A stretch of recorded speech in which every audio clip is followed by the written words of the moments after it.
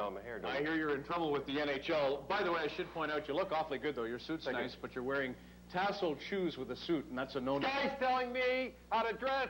He's wearing plastic shoes, and look at that tie. You want to compare shoes? 1950. I got Bostonian shoes on. This is company issue. This article appeared in the Globe and Mail across Canada today. The NHL's unhappy with remarks Don's been making the last month or so with respect to fighting player of the week and so on and so forth. You should be concerned.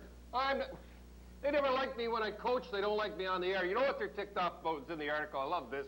They said they don't like the idea of a Nike commercial, me, Canadian redneck, thank you very much, redneck me, representing hockey down the States. Too bad. They don't have anybody down the States to do it. Got to come to Canada to get somebody. Skating with the team, what do you think's going to happen? You know, if you people remember, if you're paying attention on Coach's Corner, if you remember about a year ago, I said I had a friend who was exactly like Probert. And he had a traumatic experience, and I'll tell you what it was. He hit his mother in a drunken stupor. From that day on, he was perfect. And I said at the time, something's going to happen to Probert, something traumatic to change his life. I hope he doesn't kill himself, or worse yet, kill somebody else. And he didn't kill somebody else. In fact, it was in the paper today. He's happy that he straightened out that he didn't kill somebody. I think he was listening to the Coach's Corner. He will be back, and I will make a prediction now that they will make the playoffs. He will be playing in the playoffs. Kordic and the situation with the Toronto Maple Leafs. You know, some awful things have been said about John, and they're going to bring in psychiatrist or counseling or one of those stupid things. Anyhow, I'll tell you what happened with him.